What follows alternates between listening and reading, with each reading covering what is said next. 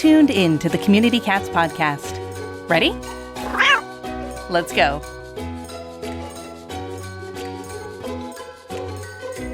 Welcome to the Community Cats podcast. I am your host, Stacy LeBaron. I've been involved helping homeless cats for over 20 years with the Merrimack River Feline Rescue Society. The goal of this podcast is to expose you to amazing people who are improving the lives of cats. I hope these interviews will help you learn how you can turn your passion for cats into action. And today we are speaking with Allia Zobel Nolan. Allia is an international best-selling author of over 150 titles. Her books reflect her main passions, God and cats. Recent titles include Heavenly Headbutts, Reflections of Hope and Cats in Eternity, Cat Confessions, A Cat Come Clean Tell-All Book, God Made Us Just Right, The Worry Warts Prayer Book, Laugh Out Loud, 40 Women Humorists Celebrate Then and Now, Before We Forget, the classic children's book, What I Like About Me, a book about differences, and the sequel, What I Like About You, a book about acceptance. She wrote her most recent book after she lost 3 fur babies in a row as a way to cope. Although known for her humor, this new title, Heavenly Headbutts, encourages readers to hold out expectation that the cats we've shared our lives with on Earth will in some form be with us in eternity. Allia, welcome to the show. Thank you for having me. So, first and foremost, how'd you get to be so passionate about cats? Sounds like you had 3 kitties, so maybe that's it, or maybe it was something else. No, well, this is a funny story. My mother never liked cats. And in fact, she raised dogs. For a while she raised dogs and then she quit it. But she did not like cats because she thought they were sneaky and that they would jump out at you and claw you to death or whatever. So I took the opposite thought because I said to myself, I love cats. But, what am I going to do? My mother doesn't want them. A friend of mine got a cat, a very beautiful white ball of fluff for Chris, and she put it in a box for Christmas, and she put the prerequisite holes in there so the cat could breathe, the kitten, and she gave it to me for Christmas. Now, my mother is not really, God rest her soul, is not really a horrible person, but she just did not like cats. So she said, well, this cat is going to go for a ride afterwards. So, of course, I was devastated, but when the cat came out, it was so beautiful, all white, tiny, with pink ears. And it went up to my mother and it purred and it gave her a headbutt and she changed. Since I had to go to school every day, the little kitten was with my mother all day long, followed her around as though she were her mother. And so that was that. And ever since then, I guess I was in 9th grade, I've had a cat or cats. I love them because I'm a solitary person and cats are very calm and they're calming. And so I've always had one and they are sort of like my muse. That's interesting what you said about cats changing the personality of people. So you feel that that's true? Yes, I can because, a long time ago when I first started out doing cats, people thought that it was just a phase. My publisher said, oh, I'm not going to do another cat book because it's just a phase. But people, the more they know about cats, the more that because cats nowadays are like, you can't open the Facebook or any other social media without seeing them. And they've been the subject of books. And I do, to get back to your question, I do think spending time with a cat is it makes you feel calmer. It makes you, for me, since I'm a religious person, it makes you think about the Creator and how wonderful all of the creatures that he made, including the cat, which is my absolute favorite. So I also feel that cats calm you. You look at them and they don't worry about anything. They don't worry where their food's going to come from or where they're going to sleep or whatever. So it sort of lowers your blood pressure and it makes you feel calm. Like, what am I getting so upset about? Look at this cat. Cat doesn't worry about anything. So, and for me, I'm hyper. So the cats they really do calm me. So that's why I love them. Dogs to me are like they jump all over you, and the doorbell rings. If the doorbell rings, the cat just looks, doorbell rang, so what? For me, the best animal, spirit animal for me is the cat. Although I have to say, we just rescued a dog. And that's another story we can go into sometime. But I just have to tell you, the dog's name is Miss Kitty. Because my husband kept on calling the dog Kitty, Kitty, because we've always had dogs. I mean, we've always had cats. So, yeah, I feel cats are very calming to me. Well, it's interesting you say that because their purr has been measured at a certain megahertz or something like that, Right? actually scientifically has a relationship to lowering your heart rate if you're listening to the certain megahertz of the purr sound. So there is a scientific element to that. And certainly, obviously, if you're petting a cat or, just sort of getting this, hormone feeling response from that level of affection with another living being, you're going to have a very positive reaction to that. I will state, though, last summer I was babysitting my daughter's cat for 2 weeks. And at 5 a.m. in the morning, the cat would sit on the side table of the bed and would just like stare me down, trying to get me to get up and get breakfast. So I'm not so sure how calm that cat was about me doing breakfast. I was in training for 2 weeks to see if I could do the job. I think I passed, but still. Oh, I'm sure you did. I'm sure you did. I think they might also, they're very, very clever, and they don't need words. I have a cat right now, who does not like,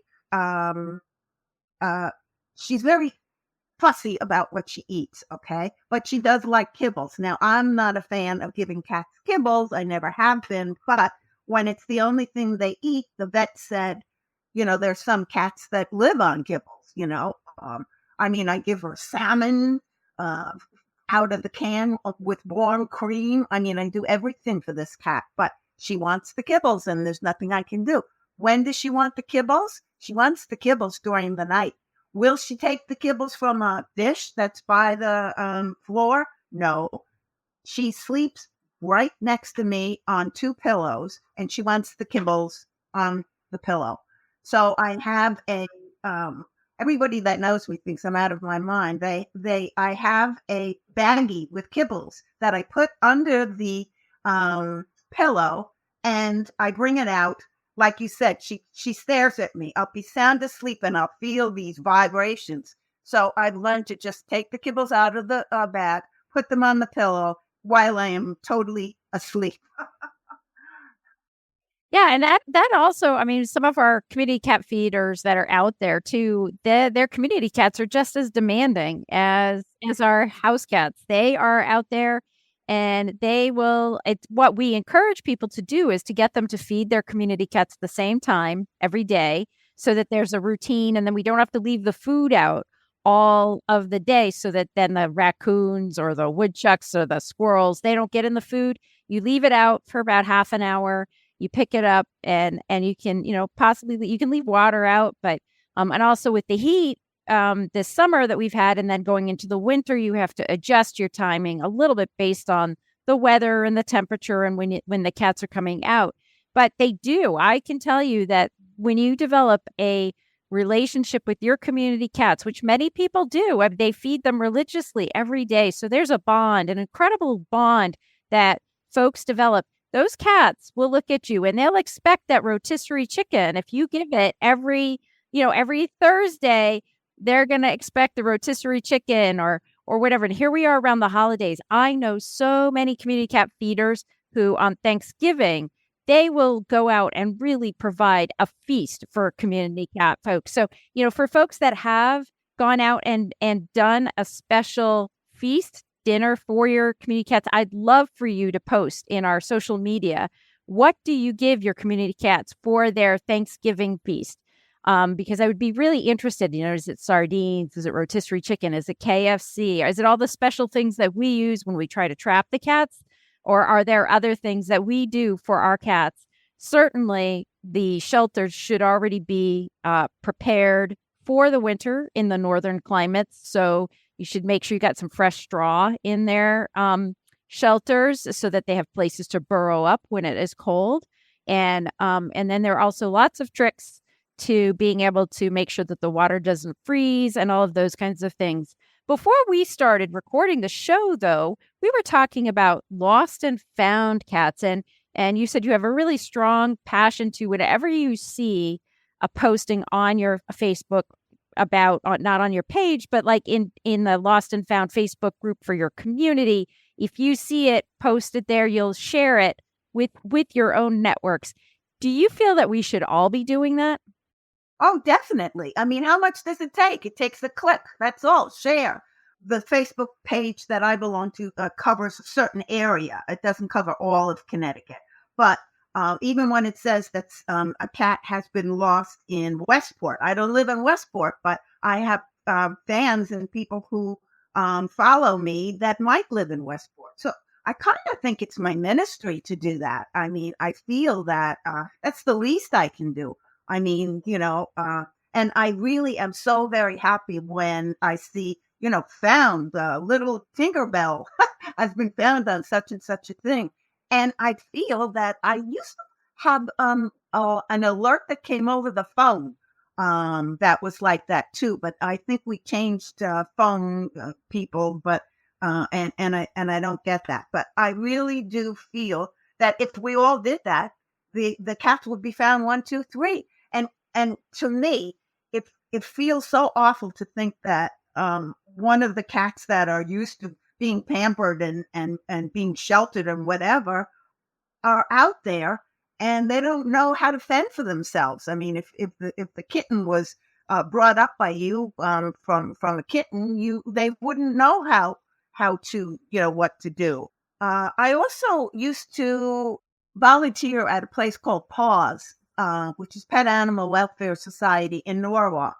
And I used to volunteer there and, try to socialize the cats and whatever, because a lot of times if the cats are not socialized, they don't make too good pets. The people, I had one cat that the person at the rescue said, oh, she's shy now, but she'll come out. She'll really, she'll be wonderful. And we had her for 16 years and she never, got over that. And I think that has to do with socialization. So anybody that loves a cat, I think could do any of these little things. You don't have to save the world. Like Mother Teresa said, do, one little thing.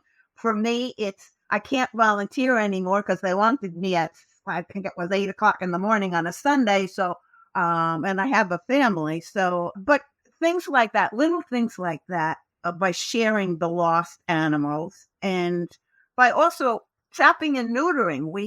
I belong to a couple of Facebook pages where they have trapping and neutering. And I think that's amazing because the vets give up their time. And, if everybody does some little thing, it will work to our benefit with the cats. I often see, every once in a while, I'll see a cat that's outside and it's looking in, so quick I get the food and I get everything. But it's a lot of times it's just a neighborhood cat that they let out. I can't let my cats out because of the wildlife that's around.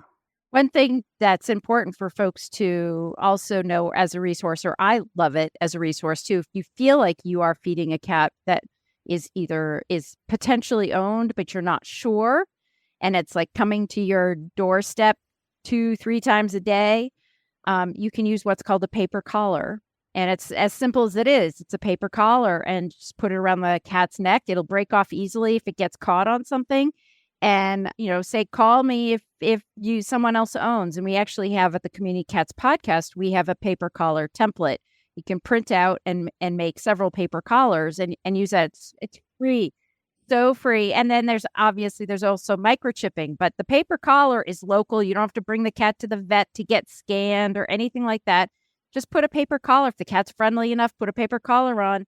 And usually someone will call back within a day or two and say, hey, you fed Fred. Okay, great. That is so clever. What a clever idea that is. Because, sometimes these little cats my cat is just entering the door here. A lot of times the cats are just looking for an extra handout, an extra, over at the 219, I get special treatment and I get these wonderful, treats or whatever. So, but that's a very clever idea. Looking for the perfect way to unwind and connect with some pretty cool cats? Look no further than the Meow Lounge in Westbrook, Maine. The Meow Lounge is your one-stop destination for feline fun and so much more. Step into their cat cafe where you can hang out with a dozen or so adorable, adoptable cats from local rescues, just waiting for your love and affection. The Meow Lounge also has games, puzzles, a free library, even a gift shop featuring locally crafted cat-themed items. The Meow Lounge also hosts a wide array of events for you to enjoy. Whether it's yoga, trivia, movie nights, belly dance classes, arts and crafts, or Pilates, they've got it all. So what are you waiting for? Reserve your spot at the Meow Lounge today to experience the magic. Discounted rates are available for students, nonprofits, nursing homes, and community organizations. For reservations and information on upcoming events, visit www.meowcatlounge.com or call 207-358-0003.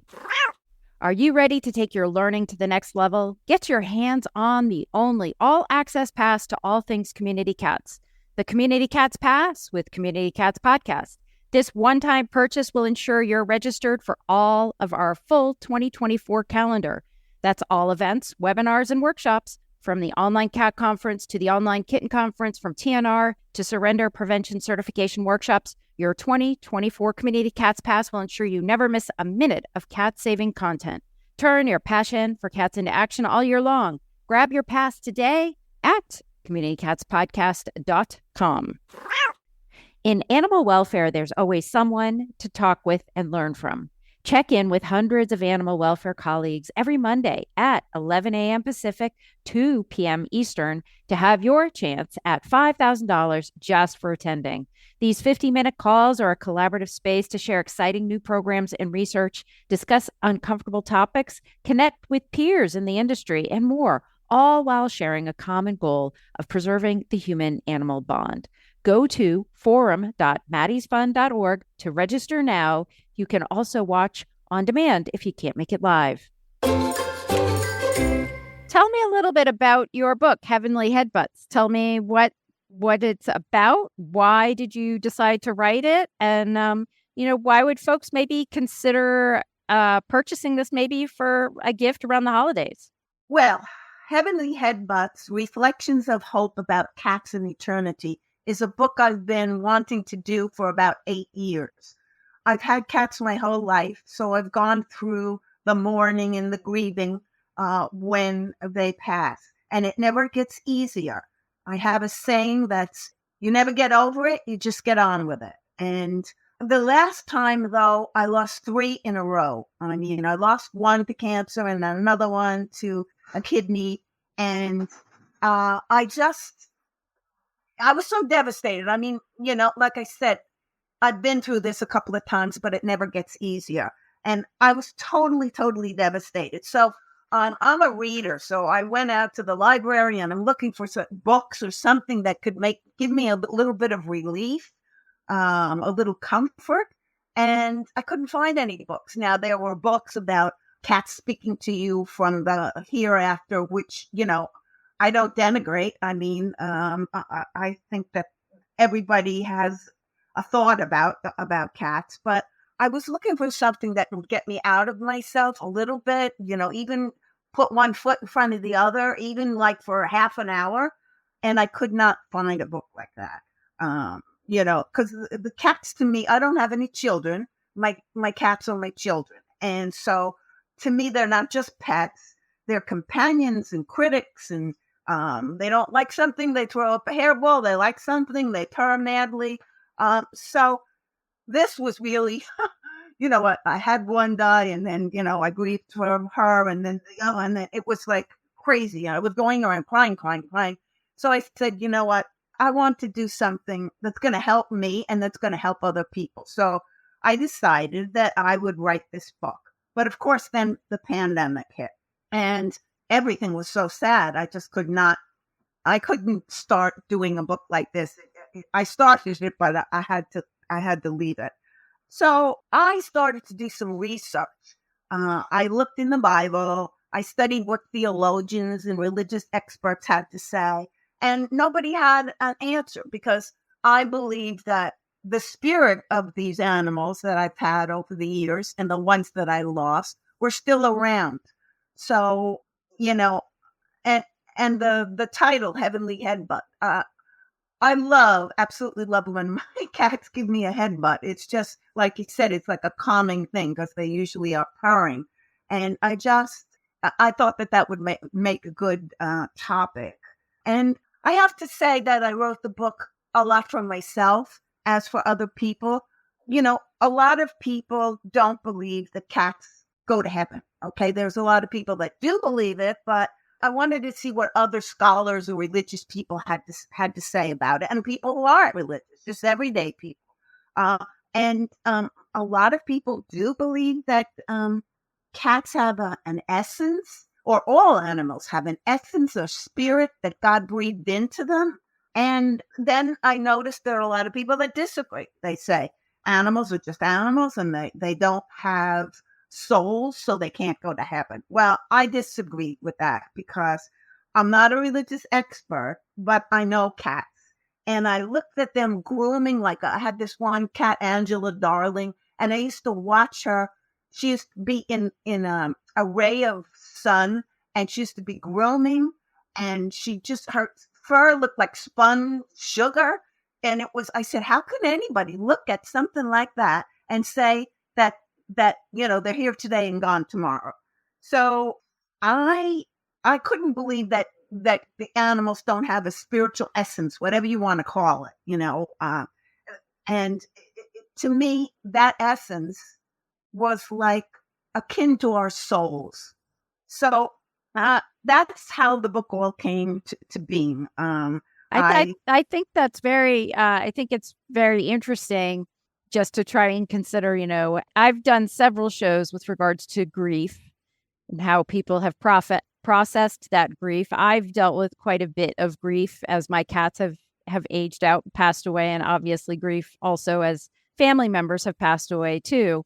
And, and there are all these little things that always happen. I'm like, oh, that's the spirit of so-and-so talking to me, in this world and that kind of thing. And, we all in our own way, in very different ways, and we welcome them, process our grief, and try to have this understanding, in different ways and in a respectful way. So I think it's just very interesting to see how we feel after these events happen, these very tragic events happen.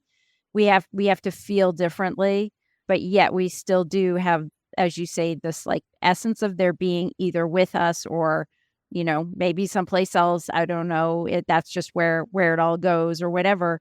But I do feel that we carry these personalities with us, regardless of whether or not they're with us in person or not. I agree. I totally agree. And that's why I wrote this book. And I wanted to be, I looked at other books, Will Fluffy Go to Heaven? And I looked at all these other books, and nothing gave me any comfort. And like I said, I wanted even a couple of minutes to not think about it. So when I decided to write the book, I wanted to use photographs, because photographs nowadays, everybody's got their phone and online and whatever. And I thought it would be more, it would get to the heart, people seeing the picture and say to themselves, oh, my cat does that, or my cat looks at that. And I didn't want it to be all sad. I wanted it to be relatable, insightful, but light. I wanted it to be uplifting, but reassuring. And I wanted it to be poignant, but relatable. So there aren't a lot of, and it's humorous too, because that's what I do. I'm a humorist. This is altogether different than what I'm used to writing. And I wanted to add a little bit of that. There's a photo of a woman taking a picture of her cat who is on the counter. and we're all, trying to get our cats off the counter. But it was, and she had such joy in her face to see the cat. She wasn't like, scram. And I used that photo. And there were other photos there's a photo of a woman having a cup of coffee, and she's talking to her cat who's on the other side. So these are relatable things that, could bring the person outside of the grief for a little while. And it also, what I did was I laid out, I didn't proselytize. I didn't say, you must believe the cats go to heaven, What I wanted to do was get all of this information and lay it out for people and say, you make the decision. I'm not telling you, but this is what other people think. This is what I think. And what do you think? And so I felt that was a better way of presenting things than, coming out and saying, I believe my cat goes to heaven and you should too. I wanted to let people reflect, think about it. Look at your cat and see, how wonderful she is and her good points. And, that sort of try to put you in touch with the creator. That's what I was trying to do. So if folks are interested in finding out more about this book or finding out more about your work in general, how would they do that? Well, I have a website. It's called Allia Writes. Very simple. ALLIA Writes.com. And my books are all on there. Mostly I have my books on Amazon. And most of them, including this book, are on Kindle. But this is the kind of book that I think you really need to have in your hand and look. Like the cover. The cover, we did, I want to say, 20, 30 iterations of the cover.